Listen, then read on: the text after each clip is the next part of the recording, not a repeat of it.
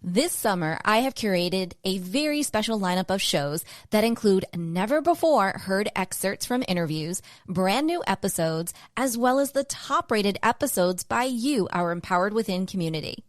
If you'd like to be in the know of all of our events, giveaways, and new episodes, head over to jenniferpilates.com and hit subscribe. Thank you so much for being a part of our Empowered Within community, and enjoy today's episode.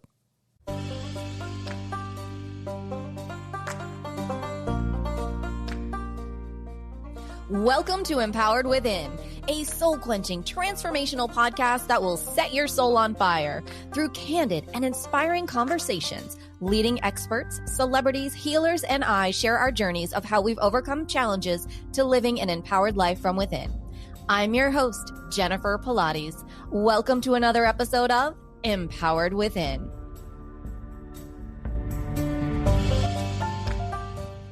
Hello, everyone, and welcome to another great show. I am so honored to have the ever-inspiring Jessie Bradley here with us today. Jessie is a former professional soccer goalkeeper who graduated from Dartmouth College.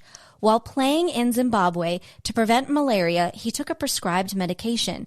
The medication built up to toxic levels in his system, which left him fighting for his life for 1 full year, with a full recovery taking 10 years. Jessie is an author, speaker, adoption advocate, and currently serves as a pastor in Seattle, reaching millions of people worldwide with his message of hope. Welcome to the show, Jessie. I'm so happy you're here with us today. Thank you, Jennifer. I've been looking forward to this, and you have such a passion for people to experience healing and restoration, empowerment within, and that's close to my heart. And so I know your listeners just trust you so much, and I love what you're doing. It's straight from your heart, and it's making a difference in many people's lives. Oh, thank you, Jessie. That means so much coming from you. And you and I, we crossed paths in Clubhouse, which was such a blessing. And I heard bits and pieces of your story, and it was so inspiring. Then you reached out to me on Instagram, and I was so happy that you did, because we share so many of the same passions. It's just wonderful. So I'm so grateful that you're here. And I'm grateful that you're willing to share your journey of transformation, which is an incredible story. And I can't wait for our listeners to hear.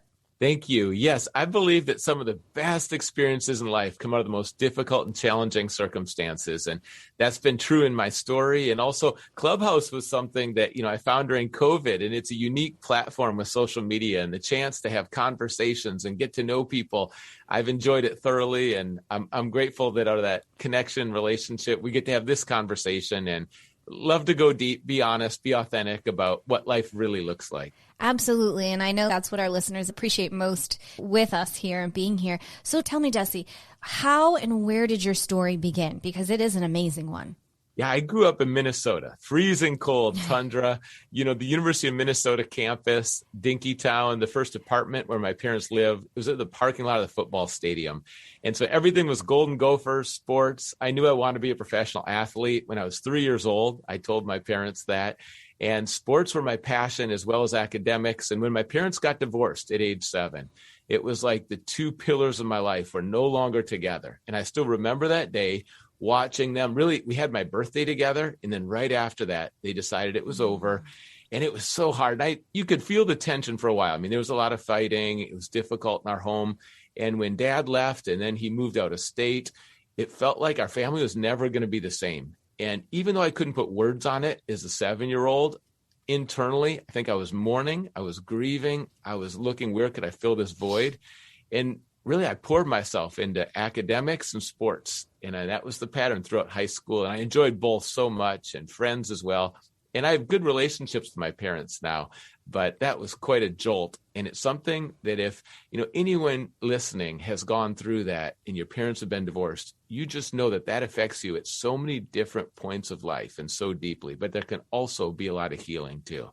Absolutely. And I know, like you, my parents were divorced and I was 5, 6 years old. So I totally resonate with that. You don't realize as a child at the time, but later in life, there are things that you have to go back and really work on yourself and heal, and even heal the relationship between yourself and your parents.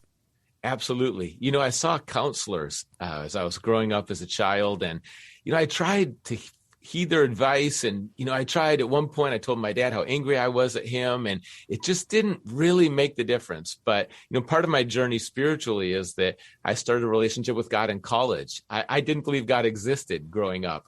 And when I knew that God loved me and forgave me, it changed my heart. And I forgave my dad fully. And it was just a new love and compassion, and our relationship, it started building at that point. And it takes a long time to heal, but you can choose to forgive someone right away. If you feel like someone's let you down or they didn't follow through, you might be on the receiving end, and the pain can be there, and the healing's a long process, but you can choose right away, I'm going to forgive this person, which means I'm going to let go of bitterness, resentment, revenge. And when you do that, you're actually freed up. It doesn't mean what they did was right, but you come alive. Then there's potential to re-enter a relationship if it's safe, to re-enter and gain some of that closeness again. And that was the process. And when I got married later on in life, my dad was there, and that was just something. Right before my wedding, my best man came to me and said, is there anything else you want? Because it's about to start. The ceremony's about to start. And I said, just one more hug from Dad.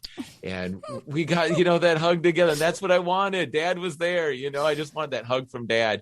And that was kind of, a culmination of a lot of years of healing and going to be with him at Thanksgiving. And our parents mean so much to us. And that's true. Even if they're absent, they mean so much to us. And that restoration and that healing, you want to take everything you can do, every opportunity to be as close as you possibly can, given those circumstances. And we overcame a lot, and we're very close now.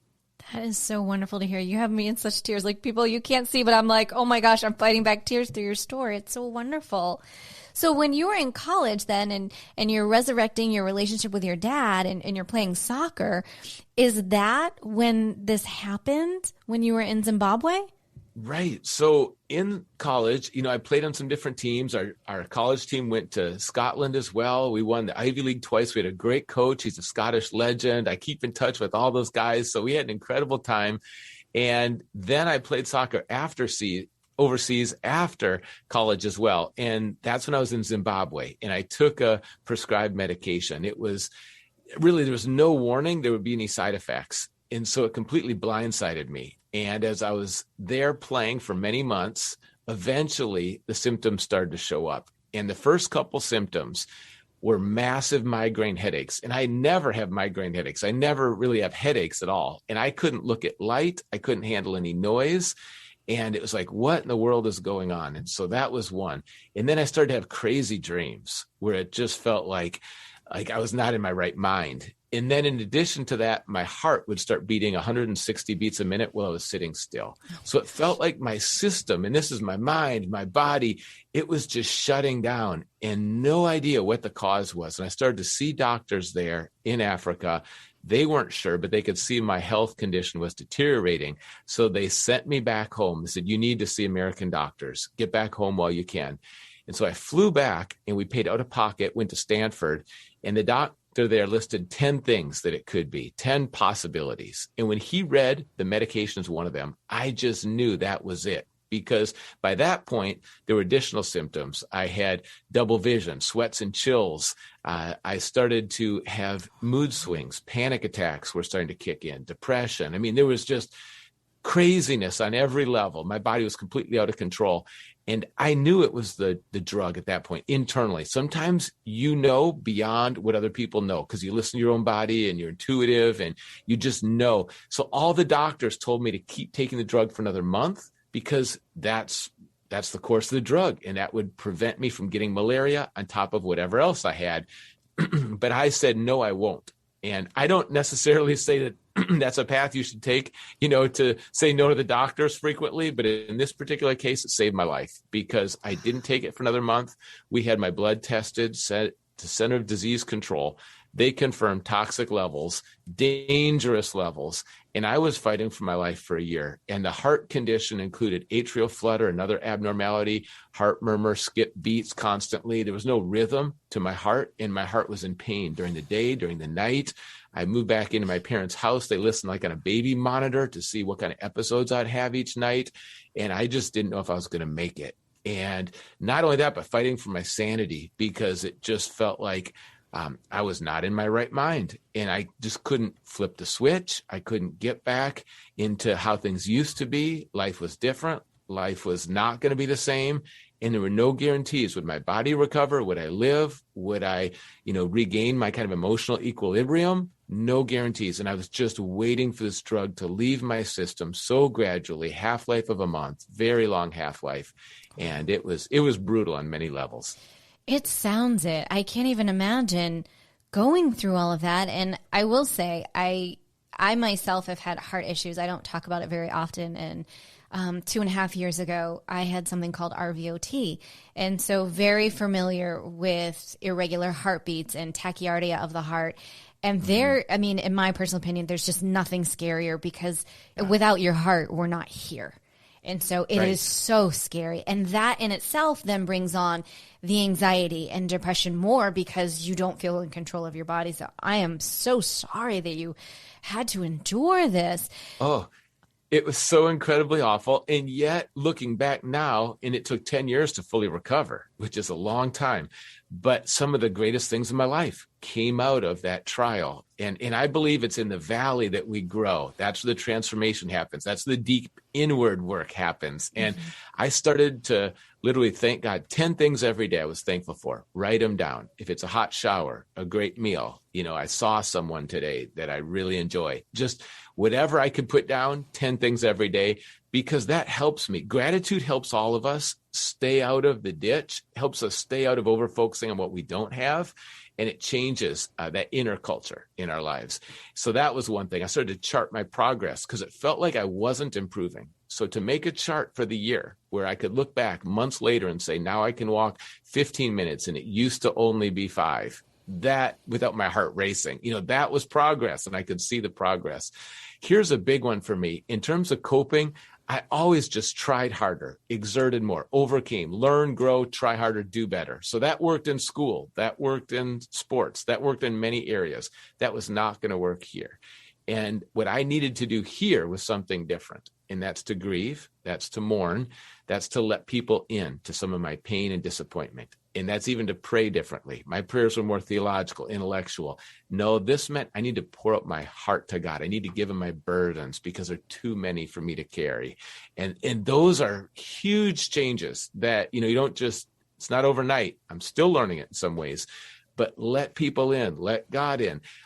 Don't do it all myself. This isn't just, self-help, 4 steps. I'll do it all better and then life will be great. That's not how this was going to play out. This is 10 years. So those were massive changes. And I started, even for me, reading the Bible. I was a new Christian, but I started reading the Bible and memorizing things and writing down certain phrases that were helpful so I could focus on those things.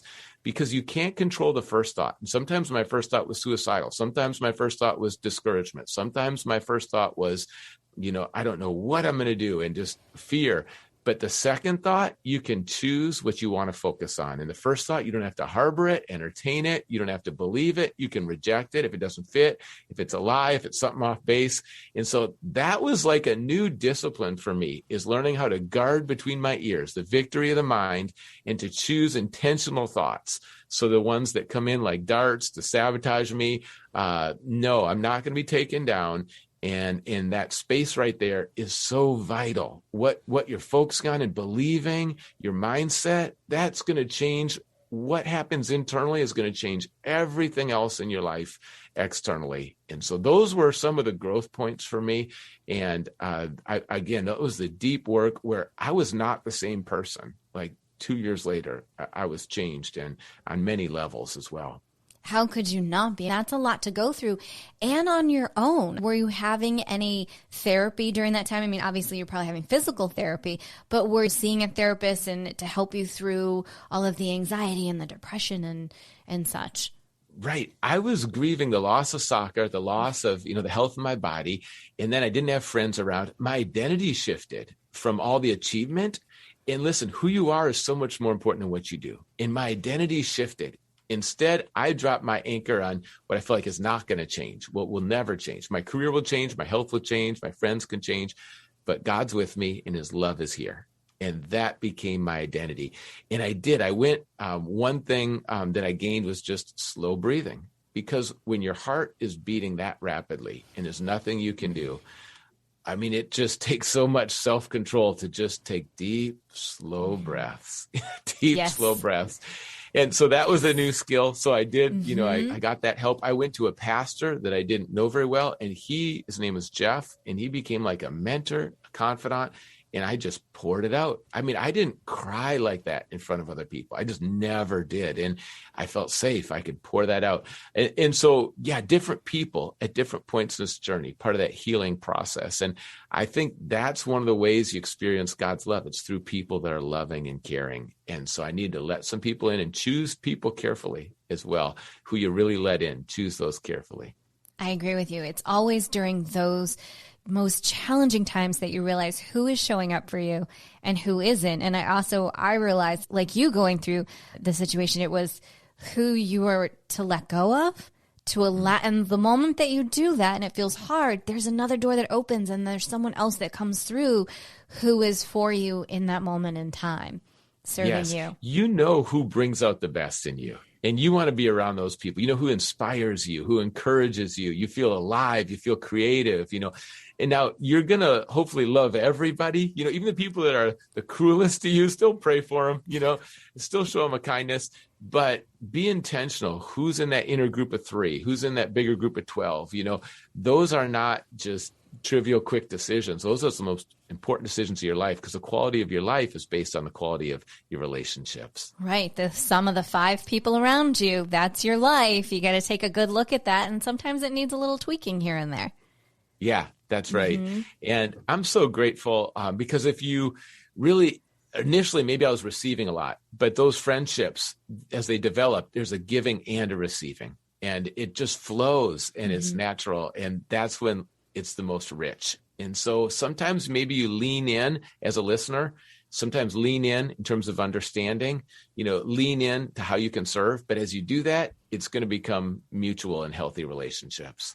So as you're going through this, and then 10 years of your recovery, were you with your parents that whole time? I mean, how was life during that for you? Because that's such a big deal to go from being a professional athlete to not. That in itself in a regular day-to-day is a huge mindset, shift to have to make. So going through this with traumatic experience, with your health, how did you do that? Yeah. I would say that healing is not linear.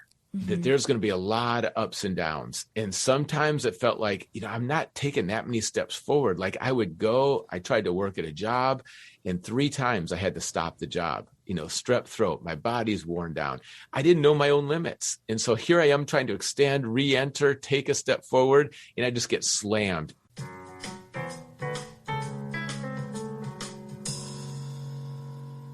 What if it was possible to have local, fresh groceries delivered right to your door?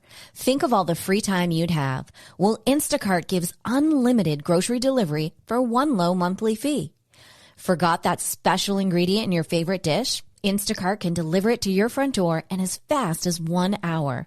You can shop multiple stores, see deals in your area, and save time and money. I've been using Instacart for over 3 years. I started using them in Arizona, and I'm using them here in Florida. I love the time-saving convenience. They pick the freshest products, and they keep my eggs safe too. To receive your first delivery free, follow the link in the show notes so that Instacart knows that we sent you and to help support the show. Instacart. Never step foot in a grocery store again. You heard it through the grapevine here, the story of Dry Farm Wines. Pure, natural wines begin from a healthy farm and ends with a vibrant sip from biodiverse vineyards to antioxidant-rich grapes. Dry Farm Wines, pure, natural wines express a completely unique wine experience, conveniently curated with wines of your choice on a schedule that's right for you. I fell in love with Dry Farm Wines about 3 years ago after I noticed I was having allergies drinking wine.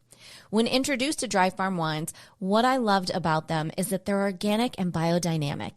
They're vegan and lower in alcohol, sugar-friendly to keto and paleo, and free of toxic additives and low to no sulfates. You are drinking a healthy glass of wine. Not only that, they have an incredible happiness promise. If you don't like a wine for any reason, they will either replace the bottle or refund you in full, whichever you prefer. To receive your penny bottle of wine, follow the link in the show notes so that Dry Farm Wine knows that we sent you and to help support the show. Dry Farm Wines, pure, natural, great wines from around the world delivered to your door.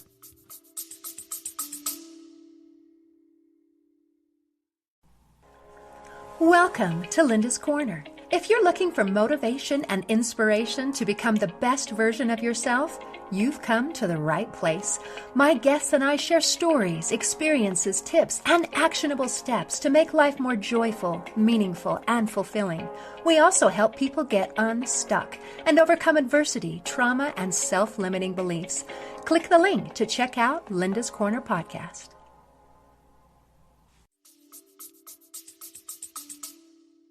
But when that happens, it didn't mean the story's over, because the story wasn't over. It just meant my body wasn't ready for that much that soon. And so readjust the expectations and the hopes, continue on, but that can feel crushing. It's more mourning, it's more loss. I can't do what I want to do. And when you can't do what you want to do, it's so frustrating internally. And so there's a word I like that's abide. If I can abide in God's love, abide in God's presence, then my house is going to be on the rock, not on the sand, and we can keep going forward. And I went back to school for 4 years because, like I said, I didn't believe God existed growing up. So I started to sense that maybe because of this healing and this deep faith that was developing during this time, and in the pain, it often, pain can lead to passion, pain can lead to purpose. And that's what was starting to form, but it was shadowing some people, asking some questions, people giving some confirmation that I went back to school for 4 years because I thought physically that's not going to be taxing on my body. And I can start to learn more about God and his love. I can start to learn more because I didn't know where it was going. I didn't know who I could help, but I knew this: if I'm in my right mind, if I get my physical strength back, if I can help anyone, it's a gift. Every day is a gift. And I wanted to help people. I wanted to help people because when you've been through something that tests you to the core, if you've been through a time in your life where there's a lot of loss or a lot of disappointment, if you've been through that, you know what that tastes like, you know what that feels like, and you want to a lot of times reach back and help people who are in that same situation. So I wanted to help people that maybe spiritually, like myself, just had 100 questions. I wanted to help people that their career ends and they don't know where to go. I want to help people who have tasted what it's like to have parents being divorced. I want to help people who have a job they love, but they lost it. Help people who are just battling to stay in their right mind. I want to help those people because I've been there. I'm not saying I've got it figured out and I know what works, but I can share my journey. I can share some things that help me. And then hopefully that's going to make a difference for someone else who's feeling alone or feeling hopeless. And I believe hope has no limits. That's both personally, globally, nationally, locally. And I want to live that way. I really do. And it's not just because, that sounds like a nice way to live. It's because I believe that deep in my heart.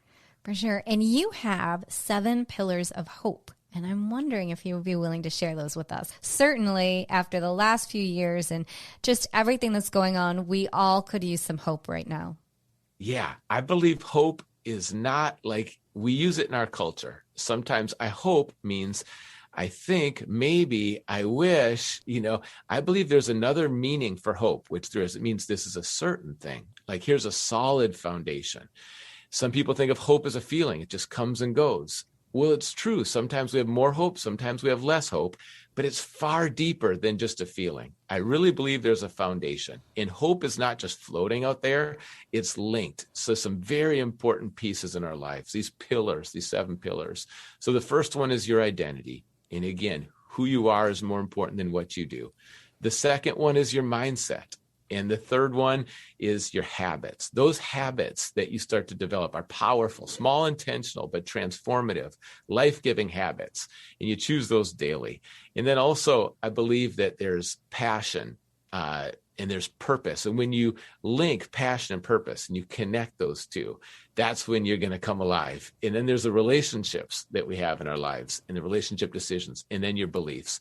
And those 7 right there. And of course, there's a lot of depth and layers to each one, but hope comes out of those. It's not just something that you try to manufacture or stir up or can fake. It comes out of the foundation of your life. And there's a direct link there too.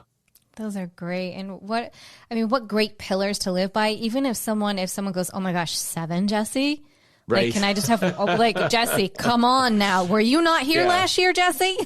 Yeah. But even if someone's like, okay, so you have 7. So there's 7 days in the week. So no coincidence there. God gave us 7. So how about you just take 1 a day to start and then build upon that? Because everyone is in a different place. 7 is great and go, okay, I can get there. By the end of this month, I can do 7 every day. But for right now, you could do 1 every day. And that is a huge step in the right direction. Exactly. Because like you say, once you become familiar with them, then, you can just look at all 7 in a day, but it takes time initially. Mm-hmm. And if you take 1 week, a transformation week, all right, 1 for each day of the week, but then it's something you can go back to your entire life. And with a lot of things like habits, there's really 4 stages to them. And if you think about any skill, like for me, it was sports, right? How do I learn how to dive? Well, first I wasn't a goalkeeper, so I didn't know what I didn't know, and then, and then I started to become aware of what I didn't know. It's like, oh, you need to know how to do that. And then I could do it, but I had to be very intentional. And then finally, it just became natural. In those 4 stages, when it comes to hope, I believe those 4 exist as well. First, it's unconscious incompetence. You don't know what you don't know, right? And then it's a conscious incompetence. Still don't know how to get there, but at least I'm gaining a sense. And then it's a very conscious competence where you're having to really focus. What are the 7? What am I learning? Okay, how am I applying it? But then it just starts to become part of your lifestyle. And then that's when you just start to see all the fruit of it. So it does a little progression there. But like anything, the best things in life, they take that intentionality. They take that focus, that prioritizing. And it's easy to be busy in our culture. It's easy to have a lot of voices in our culture. But to slow down to what's most important and identify that and then invest your time and energy there, it's going to bless all your relationships. Absolutely. I completely agree with you. And I'm wondering, so within your family, and you have a beautiful family. I saw you on Instagram today with everyone was in flight. You said you went from Washington to Washington, right? Washington State to Washington, D.C., which is very exciting. So how was that with you and your family? And throughout the family and the kids, do you work with the 7 pillars of hope with them as well? Right. Our family, we have 4 kids, and one of our children we adopted and just love being together. So we just took that trip, and I went to Washington, D.C. as a 6th grader, and it was sweet to take my kids and just show them some of the different places. And then also I officiated my sister's wedding on the trip too. So both sisters are married and just had a great time. And coming back from that trip, it's like, I need to do more of this, more family trips, because family trips have so many memories. And of course, we all have, looking back in our childhood, those times where we got away, we did something special, it's Disneyland or go somewhere meaningful. And so I want to do more. But for our kids, I would say, each child's so different. And I don't want 7 pillars to feel like it's cookie cutter, like here's the checklist. And especially in younger ages too, I believe as you're, parenting something that's a stretch, I'm learning so much, but I believe it's when you sit down, when you rise, when you get up, some of it you're focused, but then other times it's just in the flow. And so, one of our kids today wasn't feeling well, and it was like, all right, how do we talk through, that kind of mindset? So it's not too defeating. And every day there's opportunities. And I think the most important thing you can do, as a parent is, to love your kids in a way that it's in the context of a close relationship. And that's something that won't happen naturally. And so honestly, every day for me, it's thinking through what adjustments do I need to make today.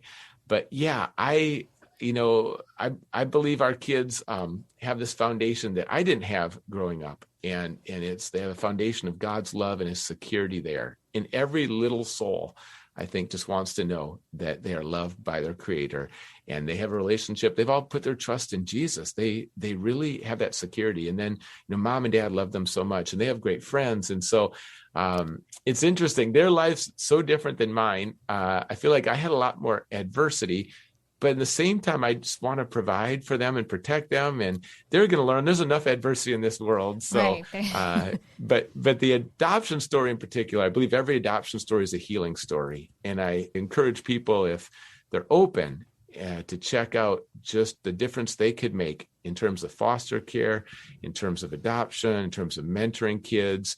I would love it if we didn't have a foster care system in America anymore. And I've just seen so much healing in our child's life. And again, I believe the healing primarily comes through relationships where there's a lot of love.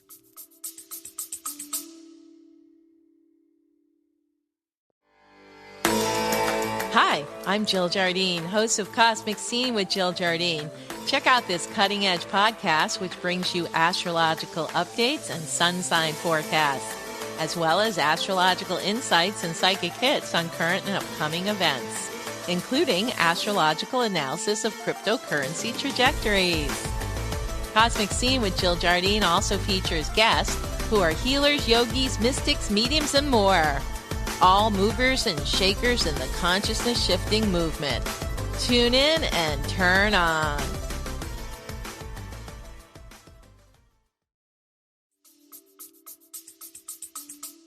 Oh, and I love you on your website. You describe your family being like Baskin and Robbins' 31 flavors of spirituality.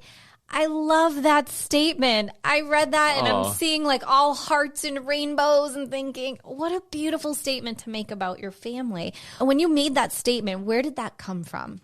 Yeah. I have this desire that in America, we would have differences, but still get along, still respect each other. And when it comes to different religions, there are some things that are in common and we can celebrate that common ground. And then there's some things that are different. And we just don't agree. Some people think there's no God, some one God, some millions of gods. Some say Jesus is still in the grave. Some say risen. Well, I believe he's risen, but if someone says still in the grave, I want to love them. I want to care for them. And for my family with so many different views, that's something we've learned over the years. So in my sister's wedding, in our family, we have people who are Jewish, we have a rabbi, and it was meaningful for my sister to have a little glass, and then you crush the glass in the wedding, and everyone says Mazel Tov, which means congratulations. And it's symbolic of overcoming difficulties. Yeah, so that was incorporated into the wedding. And when I think about our family and spending time together, we can be honest. We joke around. It's an unusual humor, but, we laugh about our differences. And, if let's say I'm doing a wedding for some of my family who doesn't want me to share as much, then I'll just joke around that, and then I'm going to lead everyone to Jesus. I'll give an opportunity. I'll give a long sermon. We find playful ways and just kind of poke back and forth. But we really have a range in our family. There's people who are Catholic and more active, ex-Catholic. Like I say, there's people who atheist, agnostic. And bottom line is we really love each other. And we have some deep conversations, and it stays civil. We kind of know how to put limits on it, but we just laugh and we love each other, and there's a wide range. And so I'm grateful for my family, and it's a lot of fun being together. That's so important. And it's so refreshing to hear that you have such a wide, variety going on in your family with different beliefs, and everyone is still alive and getting along. Like, that's really great. It's possible. It's possible. It's so possible. I just love it when people from different nations come together, people of different ethnicities come together. And I know with politics and religion, those are probably, or politics and spirituality, those two areas are so tense in families. And even politically, there's quite a range in my family, but like we love being together, and we can talk about those things and be kind to one another. Oh, that is so wonderful. I love that. So in looking back, it's your amazing array of life and your journey and with your family and bringing adoption into your family. That's so wonderful. What one moment in your life are you most proud of? Wow, it's a deep question. I would say, the most meaningful times for me are relationships. And so when I think about like my marriage, I was single till I was 34 and just waiting for the right person, and to meet Lori. And then it was like, I just knew, like I just had this peace that I didn't have in any other relationship. And to meet her now, of course, before we got married, premarital, I'm so grateful for, Nevin and Janine that poured their lives into us and asked the hard questions. And it was a challenging engagement, but that really set us up. That tested the foundation again. And when we got married, it just felt like a lot of that pain and waiting of being single and that longing like that just all shrunk like a blip on the screen. It just shrunk. And I entered in to this relationship that is more important than any other human relationship I have. And so the marriage, even though it was like, is this ever going to happen? Is what I felt like. Is there someone out there?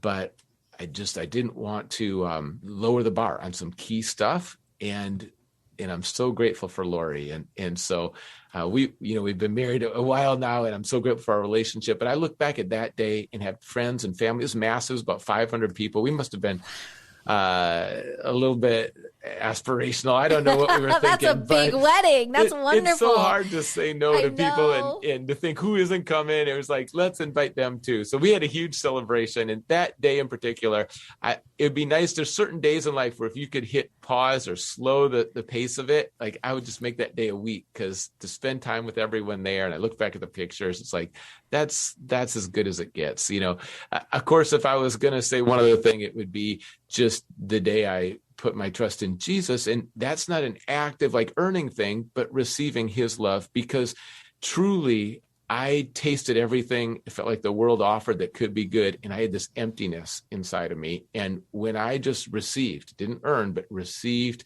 his presence and love, it was like a living water that quenched that deepest thirst. And I've had a song of joy ever since then. And that happened back at, Dartmouth College, when I was looking at different religions and just trying to figure out what is this God stuff.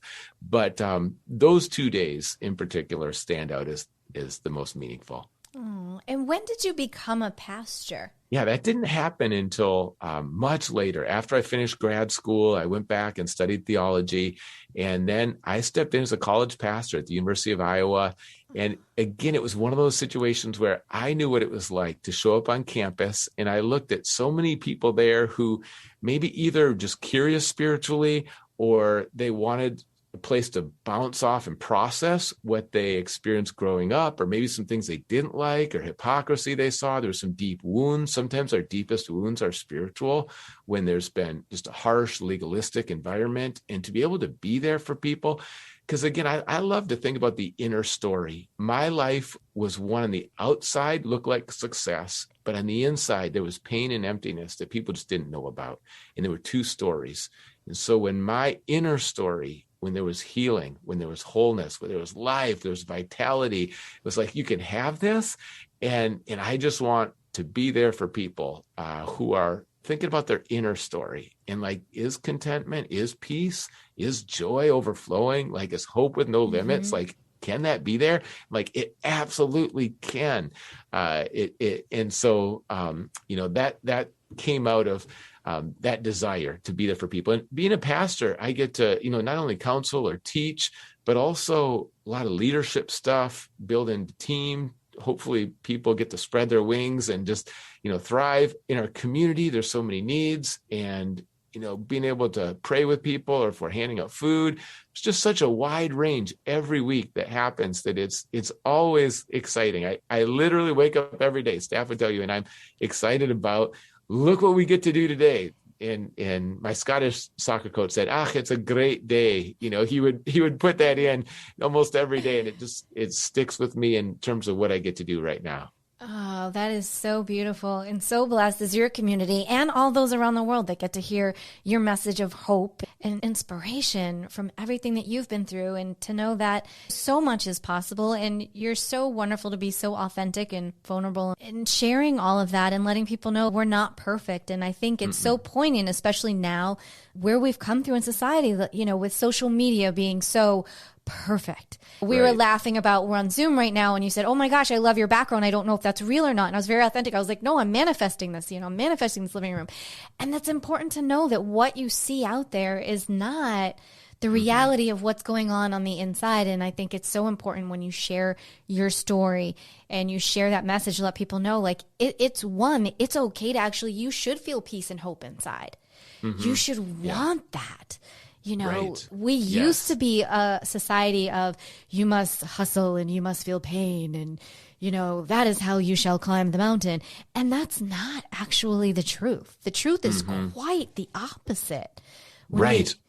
If everything's achievement based, ultimately it can lead to pride and it can lead to shame, because then it's like, if it's all accomplishments and you feel like you've accomplished everything, and beyond, then people get puffed up. Or you feel like you're a failure, you blew it, and then it leads to shame. And so that's a trap. And ultimately, it's so easy for all of us to either feel deflated, like I don't have much value, I don't have much hope, no one really loves me, I'm not that special, I'm not wonderful. Well, I don't believe that. I believe everyone's wonderfully made, everyone's important. Or you can get inflated and full of ourselves. And it's easy, even like you said, through social media, other things. And wanting to present well, it's like as an athlete, like I want to do well, want to bring my A game, want to play well. But, if the achievements come, it would be easy to get full of ourselves. And that's a trap too. So how do we stay in the middle? And I think C.S. Lewis said, it's not that I think less of myself, it's that I think less about myself. And meaning that it's not to try to have this really unhealthy self-esteem. That's not the goal. But it's to be serving other people, to be caring about other people. So we're not consumed with ourselves, because ultimately we can't look inward, and we're not going to be able to produce that ultimate satisfaction ourselves. We're going to be able to play a part in that, but we're not the source ultimately, because I'm just not self-sufficient. I need people, I need God, and I need truth, and I need love. And that's every day. Absolutely. We are meant to be a community. We are meant to be a team, and you know what that's like to be on a team where it's not about I, it's about the we. And that's how we survive. We survive together. Yes. And that shift from me to we, especially in the Western culture and even the Western part of America, it's easier just, I'm just going to be me, you be you. I'm just going to drift. I'm going to be all about me. And we hear that. We need self-love. We need love from other people. We need love from God. We need love from a lot of places, but not self-consumption. I just want to love other people like I love myself. That's my goal with it. In Seattle, we have about 100 churches and ministries now that have come together, uniting and caring for each other. If there's a need, if we have extra chairs, let's give them here, give some encouragement. What is it? How do we learn from each other, like cohorts? And I just love that in our city, that there's a unity right now that wasn't there 5 or 6 years ago, as strong, and it's growing. And when that's the case, and that's true in any dimension where there's leaders who are coming together and care for each other, and it's authentic, then that sets a tone in a culture that is so positive. And I think we need to be intentional about unity in our land and crossing over some barriers where there's sometimes weirdness or misunderstanding, mistreatment. We need to come together. It sounds simple, but love our brothers and sisters, love our neighbors, and do that. It means so much more than technology. It means so much more than military or resources, or it means more than money. It means more than your resume, like loving one another well. Let's make that a top goal. I agree 100%. Such a beautiful statement. Can we just have unity? We started as we the people. I think it would be nice if we could get back to the true essence of we. And love thy neighbor as I love thyself. I think that would be amazing if that could be our pillar of hope for 2021. If we could end on that would be amazing. Yes, that's right. It feels like we're ripe, or we need a movement. We need a movement. And it's not a movement that it's like, oh, it's just 10 celebrities, or it's not a movement that's just, here's the program, here's the formula. It's a movement from the heart and changed hearts. It's a movement that's relationship. And it's like, we need that movement. And we're one nation under God. And I think God's love has a lot to do with changing hearts, because it's not laws that's going to change hearts. I believe it's love. It's God's love that changes hearts. I couldn't say it any better myself. That was beautiful. I have such goosebumps. Yes. One nation under God, and that has been missing quite a bit, and I'd like to see that come back. Yes, and it's one conversation at a time. It's one relationship at a time. It's one friendship at a time. It's one meal at a time. When I went to Africa, there was so much hospitality, generosity, love. Like, you just felt it in the culture. And I think if we open up our hearts and like, I was thinking, someone, let's say, who's a different nationality or ethnicity than you, like, when's the last time you've had a meal together or had coffee together? Just build that friendship. Start where you are. Do what you can. Start now. Don't start later. Right. And let's see just how far this can go. Absolutely. If nothing else, it's one smile at a time. How many people have you smiled at today? How many eyes have you looked into? It really starts so small. We go back to your 7 pillars of hope. It's one step every day. One little change can make a huge impact in our world by the end of that 7 days. Yeah, the personal connection. Because during COVID, we're so isolated, so much loneliness, stress, tension in marriages. And yet, what do we need? We need that personal connection of sharing our hearts, like you say, looking in each other's eyes. And then I think even praying together. Kim, what needs do you have? Serving each other. It's all this stuff that comes together in relationships. I love it. Well, Jesse, we're getting to that time in the show where I ask this one question. Are you ready? Here we go. Here we go. Jesse, what is one thing that no one knows about you? Wow, that's a great question.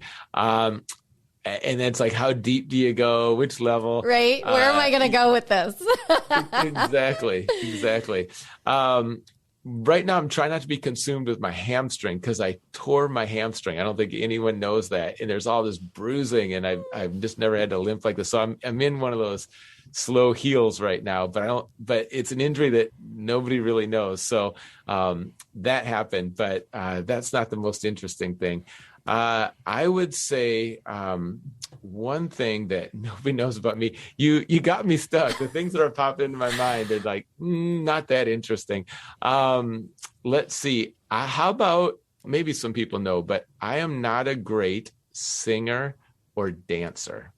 That's what I would say. And even at the wedding, it's like, oh, there's all these great dancers. I am just not a good dancer. Maybe I need to take some lessons. Maybe I need to sign up. My wife would probably like that. Yeah. In singing too, I love to just sing. I have joy all the time, but my kids would be like, Dad, can you turn that singing down? That's basically what they're saying. So I don't sing or dance often when people can hear it or see it, and maybe a little shy, but yeah, that's something about me that's maybe a little more hidden. I love it. Thank you for sharing with us. And please share with us, where can our listeners go to find out more about you? Yeah, jessebradley.org. It's a great place to connect, and all the social media options are there. Love to hear from people. There's also videos on there, habits for hope, pillars of hope, roadmap for hope, and people can sign up there. But thank you so much for this conversation, for everyone spending time to listen today. And I would like to just continue to talk with anyone that wants to talk about anything that we covered today. I'd be honored if someone reached out. Oh, that's wonderful. And Jesse, thank you so much for taking the time out of your day and being on our show. And again, being so vulnerable and authentic and bringing so much hope and inspiration. I thank you so very much. Jennifer, I appreciate your heart too, and thanks for including me today. Keep up the great work with the podcast. I know you are making a difference, and you're just bringing strength and encouragement, empowering a lot of people. So thank you. Thank you, Jesse. That is the goal. As we say, until next time.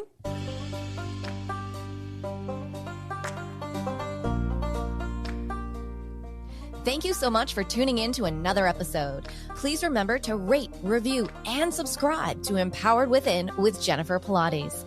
Your feedback is important. It helps me to connect with you and gives me insight into who you are and what you're enjoying about the show. For today's show notes and discount codes from today's sponsors, head over to jenniferpilates.com. Until next time, may you live an empowered life from within.